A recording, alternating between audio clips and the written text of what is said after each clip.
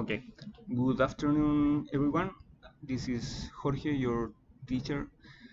So here we are going to make a review of the last 3 units that we have seen in our classes, starting with the unit number 1, first section as usual. Okay, bueno, soy su profesor de inglés y vamos a hacer una revisión de los contenidos de las primeras 3 unidades a modo que tengamos la suficiente información para poder llegar bien a la prueba. Okay, so as you might remember, we started this unit with the uses of questions, mainly with the word order that we have seen for questions in the simple present, and now also taking the information for the simple past. If you remember, the word order that we usually have when we are making yes or no and also WH question is as follows, mainly with the use of the auxiliary, then the subject, and then the verb. If you notice, or if you remember, the main verb here has to remain with the base form for the simple present and the same for the simple past. The only change that we make here is the use of the auxiliary, or the change of the auxiliary from do into did.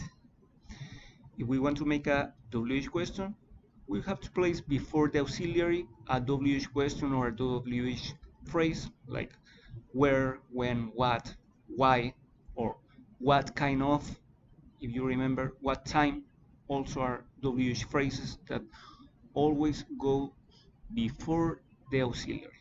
Entonces, si se recuerdan, el uso de o el orden de las palabras en las preguntas, ya sean yes o no o también WH, es auxiliar, sujeto y verbo, tanto para el presente, ¿cierto?, como para el pasado. Y cuando tenemos una pregunta WH, lo único que hacemos es ubicar una palabra WH o una frase WH, ¿cierto?, antes del auxiliar. If you remember, we also have seen that when we are using, or when we are making a question with the verb be, in the simple present, we have to use the verb at the beginning of the question, and then we continue or we follow with the auxiliary. So we make a change between the auxiliary and the verb from the a simple statement to a question. For the present or for the past, we make we use the same word order, with the only difference that we have to change the verb be in any of its forms into was and were. If you remember, we use was for the singulars and were for the plurals. As the previous slide, if we want to make a WH question, we have to place here the WH question or a WH phrase before now the verb, because if you remember, with the verb be we don't use any auxiliary.